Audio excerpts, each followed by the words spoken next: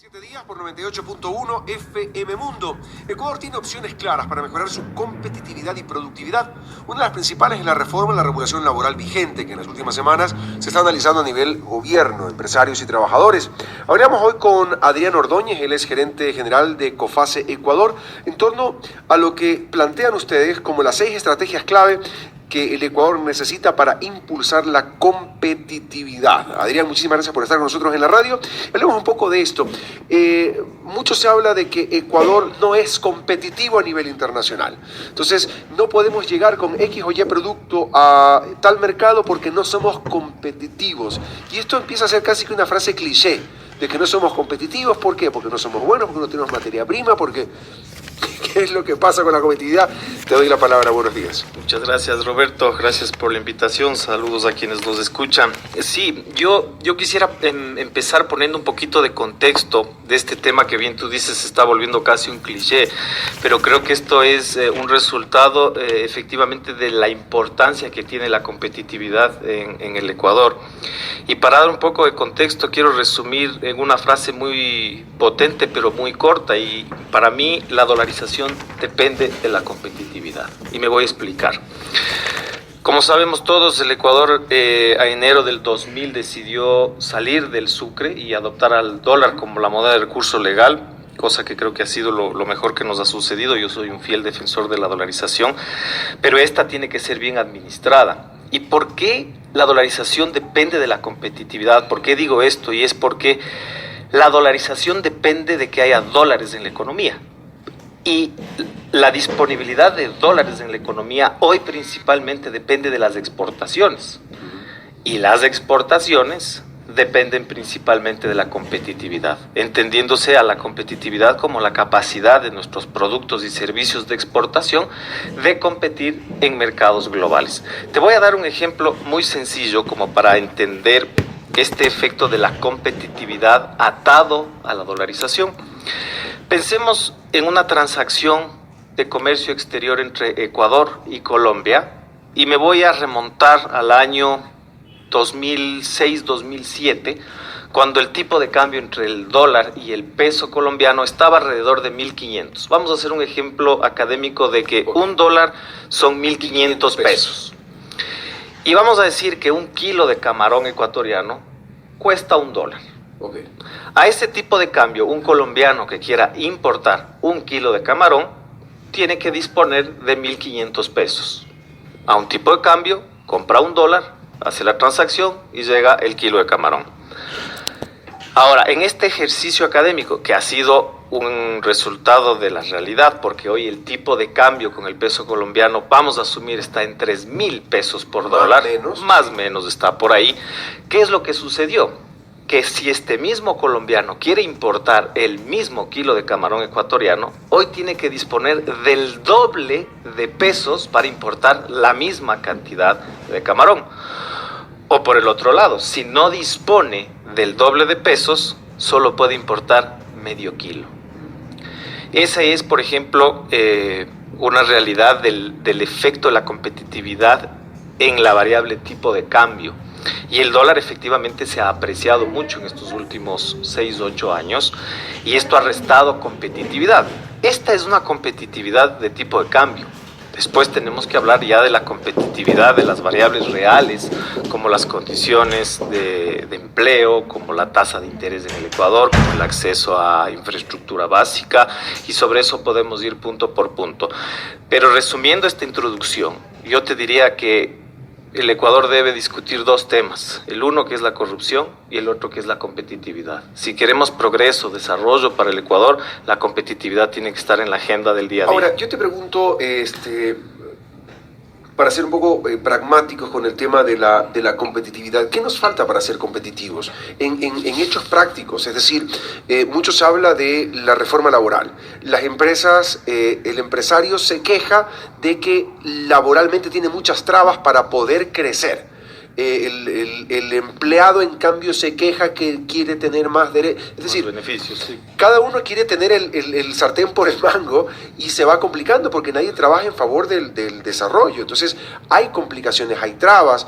El tema laboral en sí, porque nuestra fuerza de trabajo de ahí parte la Sí. historia. A ver, el tema laboral yo creo que es una de las principales variables a discutir para competitividad. El trabajo es un factor de producción. En economía, cuando estudias, hay varios factores de producción: tierra, trabajo y capital. Con estos tres factores, un emprendimiento, un negocio, transforma materia prima en un producto terminado.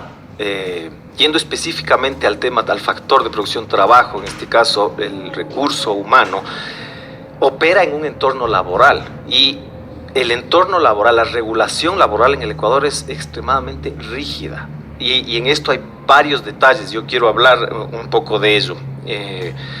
Yo creo que en el año 2008, cuando vino el famoso mandato 8, esa fue la solución correcta al problema equivocado. El problema no era que teníamos un esquema laboral demasiado flexible. El problema es que había ciertos agentes económicos que abusaban de esa flexibilidad.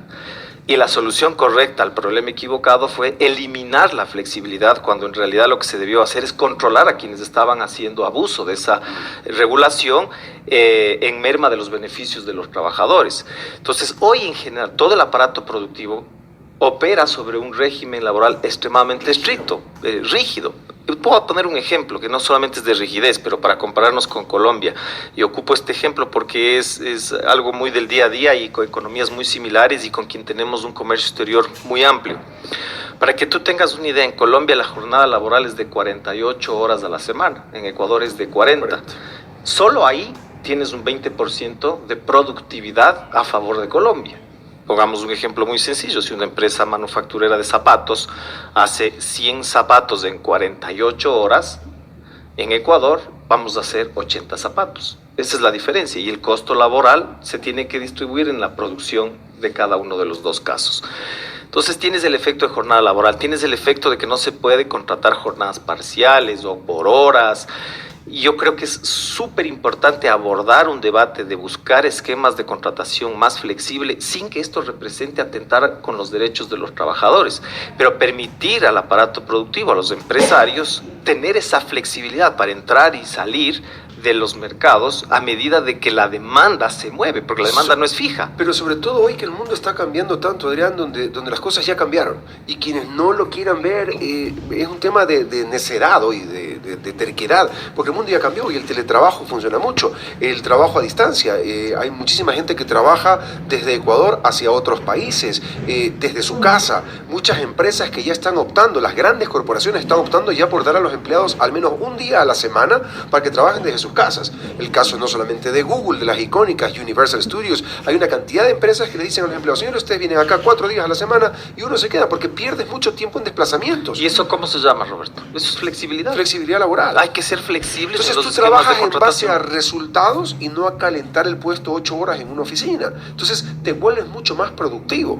Definitivamente, y a eso yo le agregaría dos comentarios. El primero, y es que no solamente las tendencias mundiales de las formas de empleo están cambiando, o de las formas de vida están cambiando, sino que también las preferencias de los chicos, de las nuevas generaciones, las preferencias están cambiando.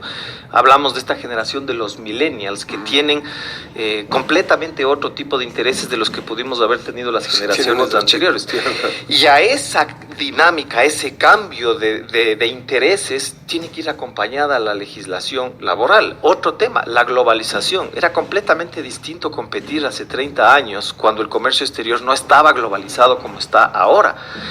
Y el tercero, que es súper importante, mi regreso al tema de la dolarización. Tenemos muchísimos artículos y capítulos del Código Laboral que responden a una economía en sucres, una economía que tenía un problema de devaluación y de inflación, y que consecuentemente el salario del empleado perdía capacidad adquisitiva, y entonces la legislación laboral tenía que proteger esa pérdida de capacidad adquisitiva del colaborador.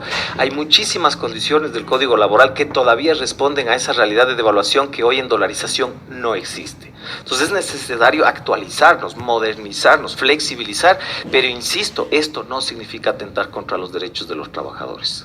Sino por el contrario, ir modernizando el proceso en el cual debemos desenvolvernos hoy por hoy.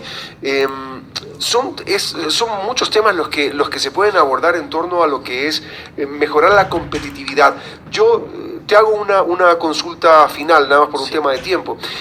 Las pymes, se ha hecho muchos análisis y el resultado hoy es que la gran cantidad de pymes están dedicadas a lo que es servicio. Son empresas de servicio, es decir, tienen muy poco capital de inversión, pero generan un gran volumen en servicio y son las que más necesitan trabajadores eventuales para poder aplicar en proyectos y servicios. ¿Cómo poder fortalecer este tipo de empresas con esta rigidez que tenemos en el caso ecuatoriano? Sí, tu pregunta me da pie a hablar de un pilar estratégico que debería ser política de Estado. A ver, queremos defender la dolarización, necesitamos exportar para que entren divisas. Si exportamos bienes transables, es más difícil competir. ¿Qué pasa si es que desarrollamos la exportación de servicios? Y te voy a poner un ejemplo perfecto. ¿Quién más puede exportar el servicio de turismo de las Galápagos en el mundo? Nadie más puede competir contra nosotros. ¿Quién más puede exportar el servicio de turismo de venir a conocerle al Cotopaxi? Sobre esa base, creo que podemos tener una ventaja competitiva y comparativa enorme versus lo que está sucediendo en el resto del mundo. Y en el tema de exportar servicios podríamos ampliar esa gama, no solo servicios de turismo. ¿Qué pasa si exportamos servicios financieros y nos volvemos el hub de servicios financieros para Latinoamérica? Tenemos el dólar. Eliminas el tipo de cambio, el riesgo de tipo de cambio de devaluación con cualquier otra moneda. El dólar es la moneda del mundo y la tenemos. ¿Por qué no desarrollarle al sistema financiero ecuatoriano como un hub de servicios financieros para Latinoamérica? Y el tercero, eventualmente, ¿por qué no desarrollar la exportación de servicios de software? Software básico, no nanotecnología, pero software básico, desarrollo de páginas web, aplicaciones, call centers. ¿Quién más podría competir con nosotros en la exportación de servicios? Creo que ese es un enfoque súper importante, Roberto. Muchísimo para conversar en esta materia. Te quiero agradecer muchísimo el tiempo de haber podido compartir con nosotros sobre esto que llama la atención a la ciudadanía y un llamado de atención también a las autoridades en favor a estos pasos hacia adelante que debemos ir dando como sociedad. Adrián Ordóñez, gerente general de COFACE Ecuador, con nosotros hoy aquí en El Mundo en 7 días. Gracias, Roberto. Gracias, Roberto.